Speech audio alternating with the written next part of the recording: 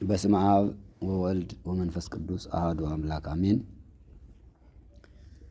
በዓለ ሆሳዕናን፣ ሰሙነ ሕማማትን፣ በዓለ ስቅለቱን እንዲሁም በዓለ ትንሣኤውን ለማክበር በቸርነቱ ጠብቆ መከራውን አርቆ በዓላቱን ሁሉ በሰላም እንድንፈጽም አድርጎ ፈቅዶ ወዶ በረከቱንና ረድኤቱን ጸጋውን ቸርነቱን ሳያጎድል አምልቶ አስፍቶ የሰጠን የቅዱሳን አምላክ ልዑል እግዚአብሔር ስሙ የተመሰገነ ይሁን። በዓለ ትንሣኤንና በዓለ ዳግም ትንሣኤን እናከብራለን። የዛሬው ትምህርታችን ዳግም ትንሣኤን በተመለከተ ይሆናል። እንኳን ለበዓለ ትንሣኤውና ለበዓለ ዳግም ትንሣኤ በሰላም አደረሰን አደረሳችሁ። የተከበራችሁና የተወደዳችሁ ሊቃውንተ ቤተ ክርስቲያን ምእመናን፣ ምእመናት በሩቅም በቅርብም ሀገር በውስጥም በውጭም ሀገር ሁናችሁ በክርስትና ሃይማኖታችሁ ጸንታችሁ ምግባርና ሃይማኖታችሁን አጽንታችሁ ይዛችሁ በዓሉን ያከበራችሁ ሁሉ በየጾታችሁና በየእድሜያችሁ በየማዕረግ ክልላችሁ ልዑል እግዚአብሔር አምላክ እንኳን አደረሳችሁ እያልኩኝ የከበረ ሰላምታዬን አቀርባለሁ። ትንሣኤን አክብረን ዳግም ትንሣኤን ስናከብር ትንሣኤና ዳግም ትንሣኤ ዳግም በሚል አማርኛ ለየት ያለ ምስጢራዊ አገላለጽ አለው። ዳግም ትንሣኤ ዳግም ማለት ሁለተኛ ማለት ነው። ዳግም ማለት ሁለተኛ ማለት ነው። ሁለተኛ ትንሣኤ እንደማለት ነው። ኃይለ ቃሉ የተጻፈ በቅዱስ ዮሐንስ ወንጌል ምዕራፍ 20 ቁጥር 19 ቁጥር 24 ላይ ተጽፏል። ኃይለ ቃሉ እንዲህ ይላል። ወእምድኅረ ሰሙን መዋዕል እንዘ ሀለው አርዳኢሁ ጉቡዓን በእንተ ፍርሃቶሙ ለአይሁድ ካይበ ቦአ እግዚእ ኢየሱስ እንዘ እጹ ሀዋህው ወአስተርአዮሙ ይላል። ዳግም ሁለተኛው እሁድ ካለፈ በኋላ ጌታችን መድኃኒታችን ኢየሱስ ክርስቶስ ደጁ እንደተዘጋ ገብቶ ቅዱሳን አባቶቻችን ሐዋርያት አይሁድን ፈርተው በአንድ ላይ ተሰብስበው ሳሉ ሰላም ለእናንተ ይሁን አላቸው ይላል። ሁለተኛ ቀን ተገልጾላቸዋል። እንደሚታወቀው ትንሣኤው በተሰቀለ በሦስተኛው ቀን መጋቢት 27 ቀን ተሰቀለ። መጋቢት 29 ቀን ትንሣኤውን አደረገ። ትንሣኤውን ሲገልጽላቸው ለቅዱሳት አንስት፣ ለማርያም መግደላዊት፣ ለቅዱሳን አባቶቻችን ሐዋርያት የትንሣኤው ዕለት ሲገለጥላቸው ሲታያቸው ውሏል። ለማርያም መግደላዊት በጎልጎታ መቃብሩ ቁማ ስታለቅስ ብቻዋን ተገልጦ ማርያም ብሎ ስሟንም ጠርቶ አነጋግሯታል። በዮሐንስ ወንጌል ምዕራፍ 20 ቁጥር 1 ላይ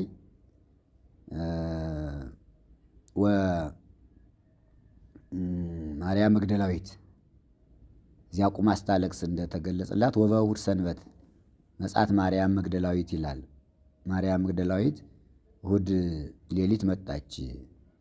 እንዘ አዲሁ ጽልመት ገና ጨለማው ሳይለቅ እዚያ መታ ስታለቅስ ጌታችን አነጋግሮ አጽናንቶ አታልቅሽ፣ ሂደሽ ለሐዋርያት መነሳቴን ንገሪያቸው ብሎ ትንሣኤውን ለእሷ ገልጾላታል። ከእሷ በፊትም ለእመቤታችን ለወላዲተ አምላክ ለቅድስት ድንግል ማርያም ትንሣኤውን ገልጾላታል። የምትቀድም እሷ ናት። እሷ ቀጥላ ማርያም መግደላዊት፣ እዚያ ቀጥሎ ደግሞ ብዙ ሴቶች በጎልጎታ ሲመላለሱ ያደሩ ቅዱሳት አንስት ነበሩና ለእነሱ ደግሞ መንገድ ላይ ነው የተገለጠላቸው። ሲመለሱ ጎልጎታ ደርሰው ሲመለሱ የእግዚአብሔር መልአክ ለሴቶች አስቀድሞ ነግሯቸዋል። ምን ተታሳው ለሕያው ምስለ ምውታን፣ ሕያውን ከሙታን ጋር ለምን ትፈልጉታላችሁ? ተንሣኤ ሀሎ ዘየሰ፣ ከዚህ የለም ተነስቷል፣ ሂዳችሁ ለሐዋርያት ንገሯቸው ብሎ የእግዚአብሔር መልአክ ለሴቶቹ ትንሣኤውን ካበሰራቸው በኋላ ወተራከቦን ጊዜ ኢየሱስ በፍኖት ይላል። ጌታችን መድኃኒታችን ኢየሱስ ክርስቶስ በመንገድ ላይ ሴቶቹን ሲሄዱ አገኛቸው። አሁንም እንደገና ለሁለተኛ ጊዜ አትፍሩ እኔ ነኝ አላቸው። ሂዳችሁ ለሐዋርያት ንገሯቸው አላቸው። ለሐዋርያት ሂደው ሴቶቹም ነግረዋቸዋል። የትንሣኤው የመጀመሪያው ትንሣኤ አገላለጹ በዚህ መልኩ ሲገለጽ፣ ዳግም ትንሣኤ የሚለው ደግሞ በስምንተኛው ቀን ሁለተኛ የተገለጠበት ቀን ነው። ዳግም ትንሣኤ ማለት ሁለተኛ ትንሣኤ ማለት ጌታችን መድኃኒታችን ኢየሱስ ክርስቶስ ወደ መቃብር ወርዶ ከመቃብር የተነሳበት ቀን ማለት አይደለም። ከመቃብር ተነስቶ ትንሣኤውን መነሳቱን ለሁለተኛ ቀን ያስረዳበት የገለጸበት፣ በመጀመሪያው ቀን በተገለጸበት አገላለጽ በሳምንቱ ደግሞ ስለተገለጠ ዳግም ትንሣኤ ተብሏል። ለምን ሁለተኛ ተገለጠ? ትንሣኤስ ዳግም ትንሣኤ እንዴት ለምን ተባለ? ደጁ እንደተዘጋስ ለምን ገባ? ምክንያቱ ምንድን ነው የሚል ጥያቄ ሊነሳ ይችላል። ለዚህ ምክንያት የሚሆነው ከ12 ሐዋርያት አንዱ ቅዱስ ቶማስ ነው። የዮሐንስ ወንጌል ምዕራፍ 20 ቁጥር 19 ላይ ይህን ይገልጸዋል። ወመሲዮ በይቲ ዕለት ዘውት እሁድ ሰንበት፣ እችውም እሁድ ቀን ናት። ሰንበት የተባለች እሁድ ቀን ናት። መሽቶ ሳለ ይላል ለሐዋርያት ሲገለጽላቸው ወቶማስ አሐዱ እማሰርቱ ወአሐዱ ይሃሎ ምስሌሆሙ ዘይብልዎ ዲዲሞስ። ዲዲሞስ የተባለው ቶማስ ከሐዋርያት ጋር አብሮ አልነበረም ይላል። በመጀመሪያው ትንሣኤ ቶማስ አልነበረም እና ስላልነበረ ጌታችን ለሐዋርያት ተገልጦ ትንሣኤውን አስረድቶ እጄንም እግሬንም ዳሱኝ ብሎ ጎኔንም ዳሱኝ ብሎ ዳሰውት ሙሉ ትንሣኤውን ፍጹም ትንሣኤውን በሙሉ ልብ አምነው ተቀብለዋል። በሉቃስ ወንጌል ምዕራፍ 24 እንደተጻፈው በዝግ ቤት ገብቶ በመካከላቸው ቆሞ ሰላም ለእናንተ ይሁን ሲላቸው ተጠራጥረው ነበረ ይላል። ምክንያቱም ደጁ እንደተዘጋ መካከላቸው ስለገባ ምንድን ነው ይሄ?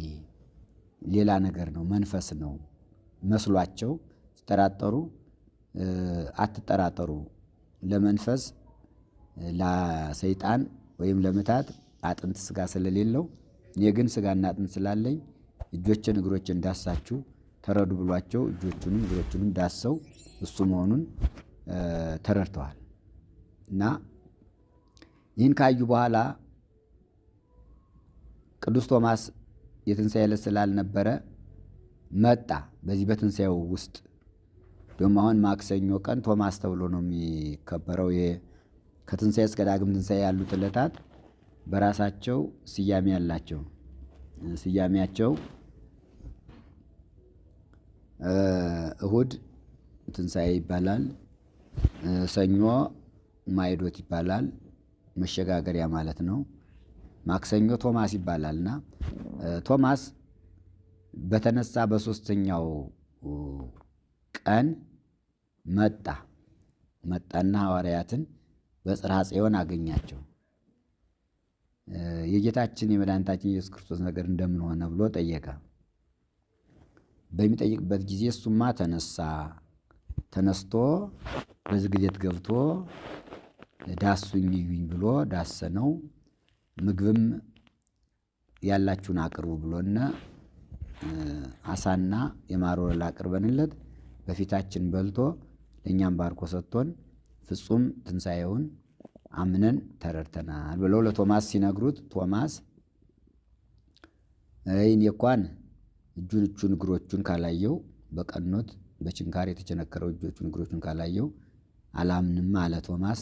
ከዚያ በኋላ ማክሰኞ ይህን ተነጋግረው በሚቀጥለው እሁድ ጌታችን መድኃኒታችን ኢየሱስ ክርስቶስ ቶማስን ለማሳመን ለቶማስ ትንሣኤውን ለመግለጥ ሐዋርያት የትንሣኤ ዕለት እንደዳሰሱት ቶማስም እንዲዳሰሰው አይቶ እንዲያምን አምኖ እንዲያስተምር በሁለተኛው እሁድ ዳግም ትንሣኤ የተባለ እሁድ ቶማስም እነሱ ጋር ወንዘሃሎ ምስሌሆሙ ውስተ ቶማስ ይላል። ቶማስ ከሐዋርያት ጋር ተቀምጦ ሳለ ጌታችን መድኃኒታችን ኢየሱስ ክርስቶስ አሁንም ደጁ እንደተዘጋ ክፈቱልኝ ሳይል ገብቶ በመካከላቸው ቆመ። ወምድረ ሰሙን መዋዕል ከ8 ቀን በኋላ ይላል። የትንሣኤ ዕለት ከተገለጠበት ወይም መጥቶ በዝግ ደጅ ከገባበት 2 ሰዓት አሳልፎ ስለነበረ ያንን ነው ከ8 ቀን በኋላ የሚለው። ገባ፣ በመካከል ቆመ። ሐዋርያት አዩት። ቶማስ ግን ስላልነበረ ለቶማስ ይሄ አዲስ ነገር ነው። ለቅዱስ ቶማስ በዝግ ቤት ጌታችን መግባቱ ለእሱ አዲስ ነገር ነው። በመካከላቸውም ቁሞ ሰላም ለእናንተ ይሁን ማለቱ ለቶማስ አዲስ ነገር ነው። እንደገና ቶማስን እጄን እግሬን እንዳሰኝ ማለቱ ለቶማስ እንግዳ ነገር ነው። 3 ነገሮችን ለሐዋርያት በትንሣኤው ዕለት እንደገለጸላቸው ለቶማስም በሁለተኛው እሁድ ይህንን አሳይቶታል። ምንድን ነው ያለው? ቶማስን ለይቶ ቶማስን አነጋገረው። እሱም ቅዱስ ቶማስ እጆቹን እግሮቹን ካላየው አላምንም ብሎ ስለነበረ እንዲያምን ነው። ሃይማኖት ትልቅ ነገር ነው። አንድ ሰው ይህን ካልተደረገልኝ አላምንም ካለ እንዲያምን ያን የጠየቀውን ነገር ማድረግ ስለሚገባ ማለት ነው። ቶማስ ካላየው አላምንም ስላለ ጌታችን ሁለተኛ የታየ ቶማስ አይቶ እንዲያምን ነው። አይቶ ማመን ስለሚገባ አይቶ ማመን። ሃይማኖት በሁለት ነገር ይነገራል። ሃይማኖተ ሰሚ፣ ሃይማኖተ ርእይ ይባላል። ሰምቶ ማመን እና አይቶ ማመን። ሐዋርያት በትንሣኤ ዕለት በመጀመሪያው ትንሣኤው ዕለት ሰምተዋል፣ አይተዋል። ሰላም ለእናንተ ይሁን ሲላቸው ሰምተዋል። እንደገና ደግሞ አይተው ዳሰው አምነዋል። ሃይማኖተ ሰሚንም ሃይማኖተ ርእይንም በአንድ ላይ አግኝተዋል ማለት ነው። ቶማስ ይህን ስላላገኘ መስማትም ማየትም ስላለበት ጌታችን መድኃኒታችን ኢየሱስ ክርስቶስ ቶማስን እንዲህ አለው፣ ቶማስ አምጽ አጽባዕተከ፣ ዕጣትህን አምጣ፣ ወግሥጸኒ ዳሰኝ፣ ወአብ እዴከ፣ እጅህን አምጥተህ የተወጋውን ጎኔን ዳሰህ እመን፣ የትኩን ናፋቂ ያለ እመን እንጂ ተጠራጣሪ አትሁን አለው። ወይቤሎ ቶማስ ለእግዚእነ፣ ቶማስ ጌታችን እንዲህ አለው፣ እግዚእ ወአምላኬ፣ አንተ ጌታዬም ፈጣሪዬም ነህ አለው። ዳሶ ነው። ሲዳስሰው ግን ገቦ መለኮትን ስለዳሰሰ ጎኑን የዳሰሰው እጁ ድርቅ ብሏል። እዚያው ላይ ድርቅ አለ፣ ሰለለ እና እሳት ስለሆነ እሳተ መለኮት ስለሆነ እጆቹን ስላቃጠለ ቶማስ 2 ነገሮችን ተናገረ። እግዚእ ወአምላኬ፣ ጌታዬ ፈጣሪዬ ብሎ መዳሰሱን ሲያይ ጌታዬ አለው። ማቃጠሉን ሲያይ ደግሞ አምላኬ አለው። በተዋህዶ ጌታችን መድኃኒታችን ኢየሱስ ክርስቶስ አንድ አካል አንድ ባህሪ ነው። እንደ አምላክነቱም እንደ ሰውነቱ ተዳሰሰ፣ እንደ አምላክነቱ ደግሞ እጁን አቃጠለው። ስለዚህ ቶማስ ምን አለ? አንተ ጌታዬ ፈጣሪዬ ነህ፣ አንተ ስጋን የተዋሃድክ እንደ አካል አንድ ባህሪ የሆንክ እንደ ሰውነትህ እኔ ዳሰስኩህ፣ እንደ አምላክነትህ ደግሞ እጆች ተቃጠሉ ብሎ ፍጹም ተዋህዶውን አመነ ቶማስ። ትንሣኤውንም አመነ፣ በዚህ ቀን ማለት ነው፣ በዳግም ትንሣኤ። ስለዚህ ያቺ ቀን ማን ተባለች? ዳግም ትንሣኤ ተባለች። ጌታችን መድኃኒታችን ኢየሱስ ክርስቶስ ቅዱስ ቶማስን መክሮበታል። የትኩን ናፋቂ አላ እመን እንጂ ተጠራጣሪ አትሁን ብሎ ትንሣኤውን ማመን፣ ተዋህዶውን ማመን፣ አምላክነቱን ማመን፣ አንድ አካል አንድ ባህሪ መሆኑን ማመን እንደሚገባ ለቅዱስ ቶማስ ያስተማረው ትምህርት ለሁሉም ነው።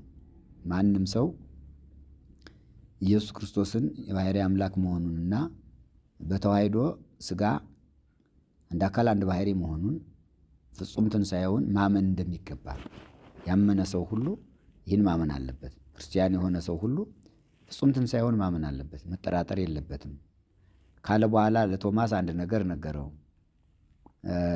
ቶማስ አንተ ስላየኸኝ አመንክብኝ፣ ስለ ዳሰስከኝ ዳሰህ ስላየህ አመንክ። ግን እንዳንተ ሁልጊዜ ሳይዳስሱኝ በመስማት ብቻ ከድንግል ማርያም ከቅድስት ድንግል ማርያም መጸነሴን መወለዴን በዮርዳኖስ መጠመቄን በገዳመ ቆሮንቶስ 40 ቀንና 40 ሌሊት መጾሜን 3 ዓመት ከ3 ወር ወንጌልን እያስተማርኩ ታምራት ማድረጌን በቃና ዘገሊላ ከሰርግ ቤት መገኘቴን ውሃውን መለወጤን በሆሳዕና በአህያ ላይ ተቀምጬ ወደ ቤተ መቅደስ መግባቴን እንዲሁም ደግሞ 3 ዓመት ከ3 ወር ያደረግኩትን ታምራትና ትምህርት እስከ ስቅለት ድረስ እስከ መስቀል ድረስ የተቀበልኩትን መከራ ስቅለቴን፣ ሕማሜን፣ ሞቴን ከሞትኩ በኋላ ወደ መቃብር ወርጄ 3 መዓልትና 3 ሌሊት በከርሰ መቃብር አድሬ በመጋቢት 29 ቀን በመንፈቀ ሌሊት መነሳቴን እንደገና በ40 ቀን ማድረጌን ዳግም ተመልሼ መምጣቴን ሰምተው የሚያምኑ ብፁዓን ናቸው አለው። ብፁዓን ናቸው፣ ይህን ሁሉ ሰምተው ነው የሚያምኑ። አንተ ስላየህ ነው ያመንክ። እነዚህ ግን ከእንግዲህ በኋላ የሚነሱት እኔ ካረኩኝ በኋላ እኔን ማየት ያልተሰጣቸው ማለት ነው።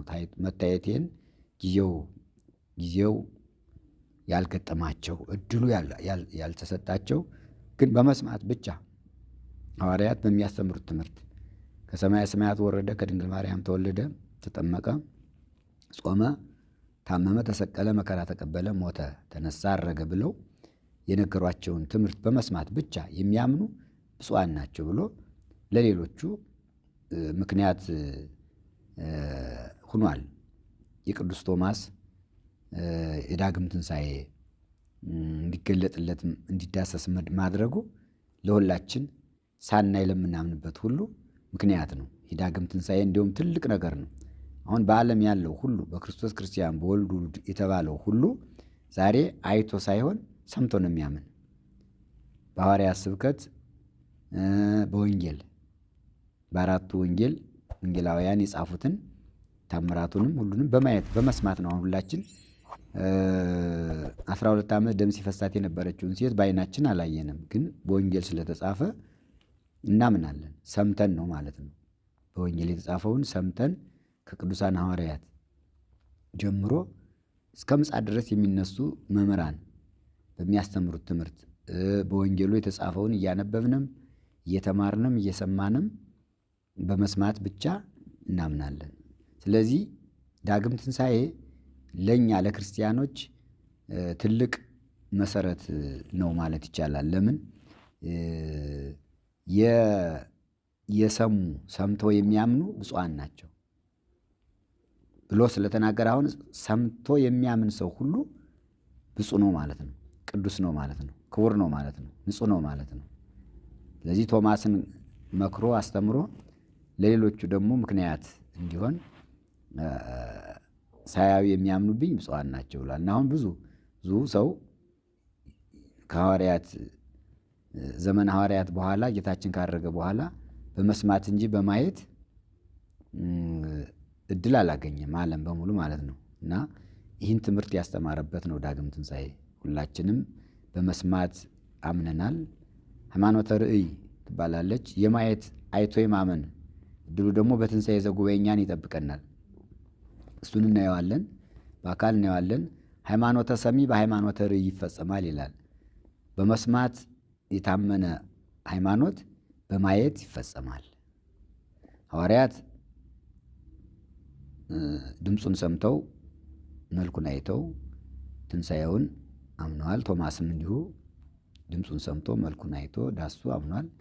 እኛ ደግሞ ልክ አባቶቻችን ሐዋርያት እንደዳሰሱት አድርገን አምነን እኛም ዳሰነው ቅዱስ ሥጋውን ክቡር ደሙን ስንቀበል ዳሰነዋል፣ እኛ ጋር ተዋህደዋል። ስለዚህ በመስማት አምነን እንድንኖር በመስማት ሃይማኖታችን እንድናውቅ እስከ ማየት ድረስ እንድንጠብቅ ተስፋ ማለት ነው። ትንሣኤው ተስፋ ነው፣ ለእኛ ተስፋችን ነው። ለምን የእሱን ትንሣኤ ተስፋ አድርገን እኛ ለምንነሳበት ቀን ለማየት የምንበቃበት ትልቅ ተስፋ ነው የክርስቶስ ትንሣኤ። ስለዚህ ዳግም ትንሣኤ የሚባለው በሳምንቱ ቅዱስ ቶማስን ለማሳመን በዝግ ቤት ገብቶ በመካከል ቁሞ ሰላም ለእናንተ ይሁን ብሎ ቶማስን መክሮ እመን እንጂ ተጠራጣሪ አትሁን ብሎ ሳያዩኝ ያመኑብኝ ብፁዓን ናቸው፣ ሰምተው ያመኑ ብፁዓን ናቸው ብሎ ለዓለም በጠቅላላ የሚገባውን መልእክት ያስተላለፈበት በዓል ዳግም ትንሣኤ ይባላል እንጂ ሁለተኛ ወደ መቃብር ወርዶ ተነሳ ማለት አይደለም። በትንሣኤ ዕለት የሰራውን ስራ በዳግም ትንሣኤ በሁለተኛው በእሁድ ሰራ መልሶ።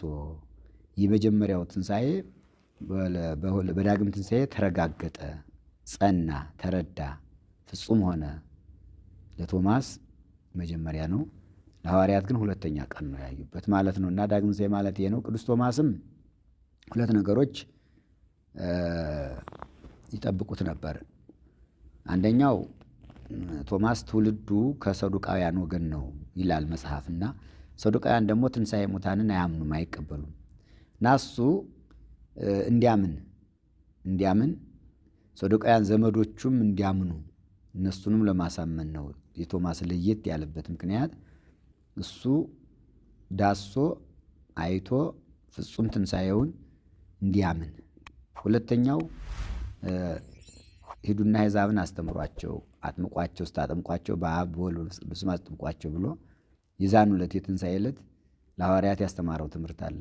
የዮሐንስ ወንጌል የማቴዎስ ወንጌል ምዕራፍ 28 ቁጥር 19 ላይ ሁሮ መሐሩ ውስተ ኩሉ አጽናፈ ዓለም፣ በአራቱ ማዕዘን አስተምሩ ብሎ ለሐዋርያት ያስተማረው ትምህርት አለ እና ሌሎች ሐዋርያት አይተው ሰምተው ሲያስተምሩ ቶማስ ሳያይ ሳይሰማ ላስተምር ቢል ብቸኛ ይሆናል ስላልነበረ ማለት ነው።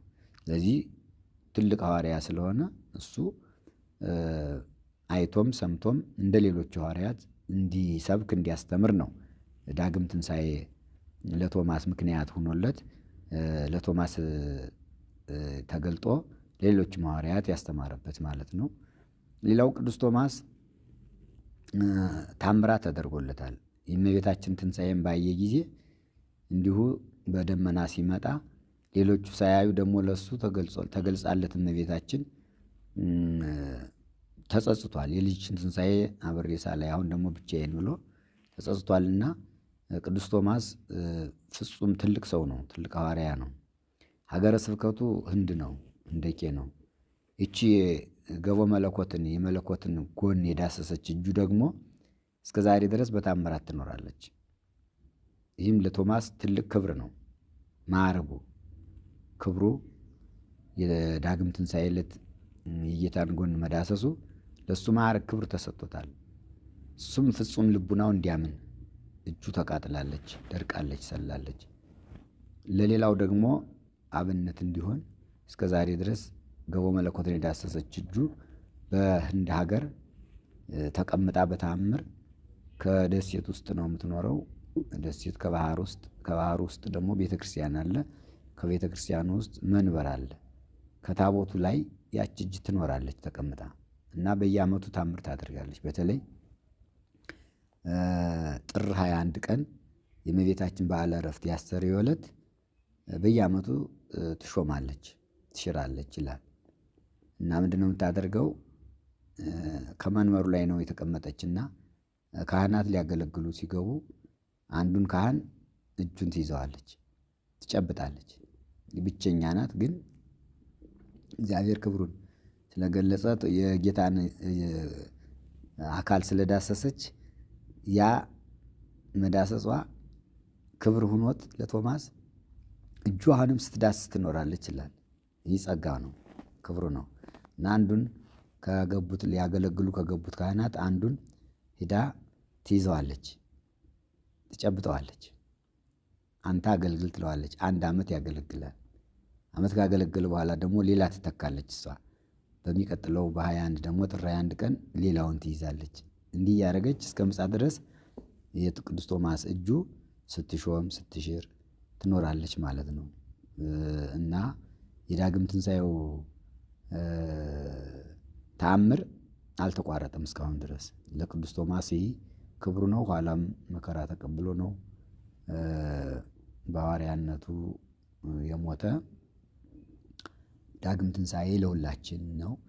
ለጌታችን ለመድኃኒታችን ለኢየሱስ ክርስቶስ ትንሣኤው አንድ ቀን ነው። ዳግም ትንሣኤ ቅድም እንዳልኩት ለቶማስ የተገለጠበት ነው። ለእኛም 2 ትንሣኤ አለን። በዮሐንስ ራእይ ምዕራፍ 20 ቁጥር 5 ላይ የተጻፈ ጽሑፍ አለ። ብፁዕ ወቅዱስ ዘረከበ ክፍለ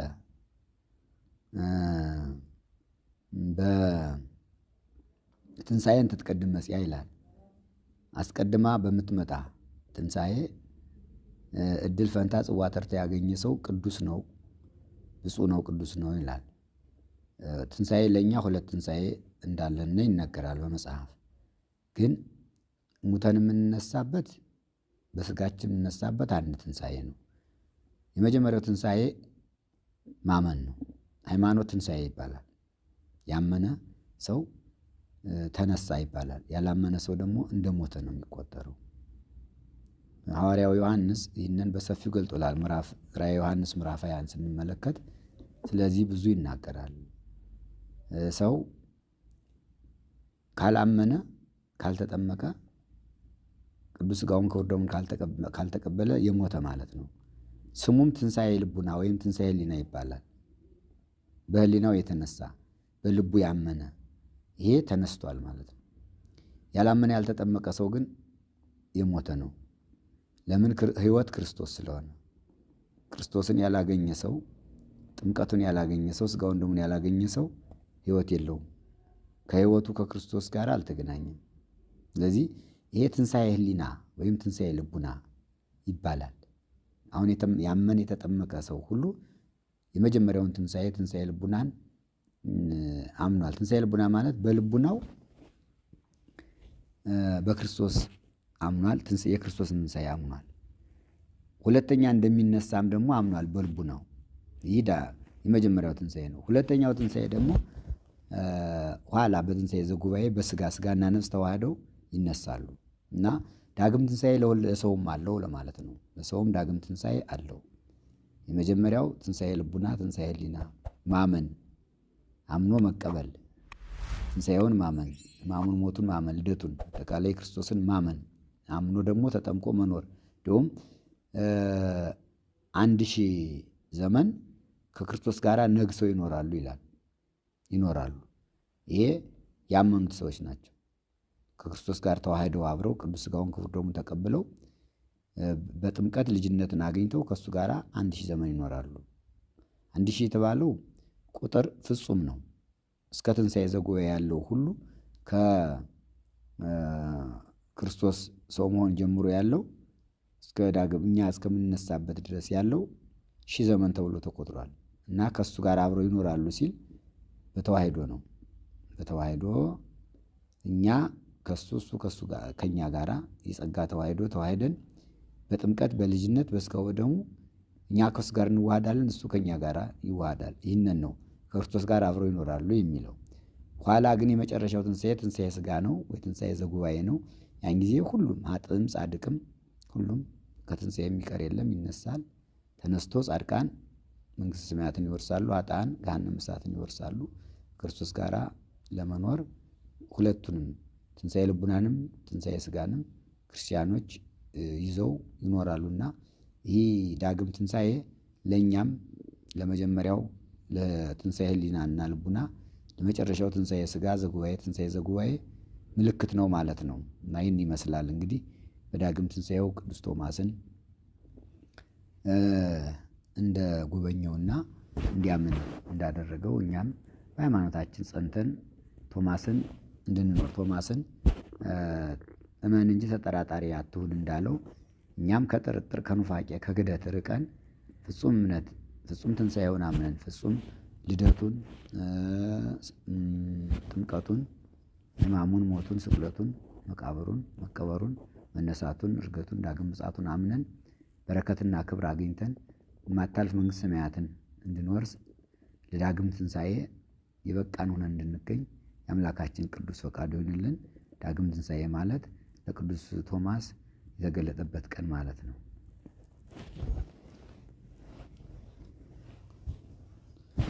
ወስብሐት ለእግዚአብሔር አነሳስቶ ላስጀመረን አስጀምሮ ላስፈጸመን ለልዑል እግዚአብሔር ክብር ምስጋና ይድረሰው።